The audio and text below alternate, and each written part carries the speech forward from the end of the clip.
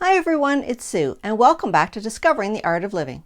Now if you're new to my channel, click on the subscribe button below as well as the bell icon to be notified when I upload new content.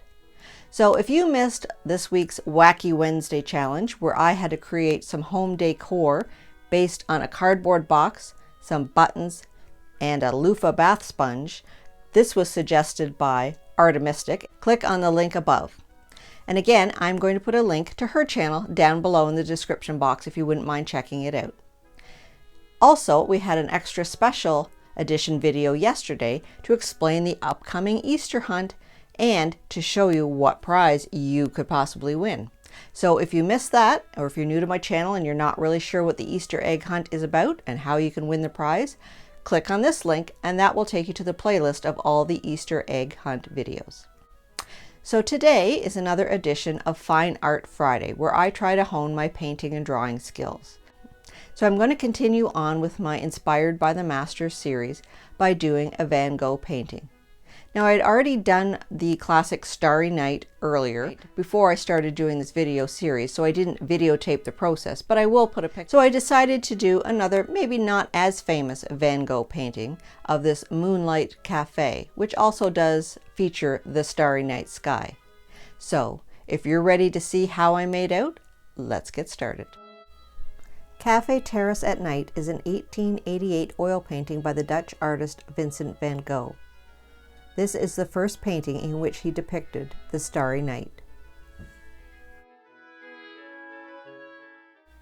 After finishing Cafe Terrace at Night, Van Gogh wrote a letter to his sister expressing his enthusiasm.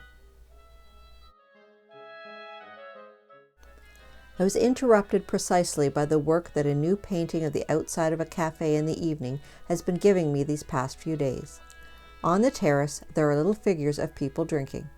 A huge yellow lantern lights the terrace, the facade, the pavement, and even projects light over the cobblestones of the street, which takes on a violet-pink tinge. The gables of the houses on a street that leads away under the blue sky studded with stars are dark blue or violet with a green tree.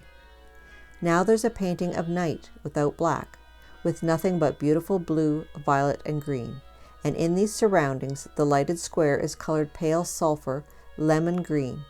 I enormously enjoy painting on the spot at night. In the past, they used to draw and paint the picture from the drawing in the daytime, but I find that it suits me to paint the thing straight away. It's quite true that I may take a blue for a green in the dark, a blue lilac for a pink lilac, since you can't make out the nature of the tone clearly, but it's the only way of getting away from the conventional black night with a poor pallid and whitish light, while in fact a mere candle by itself gives us the richest yellows and oranges.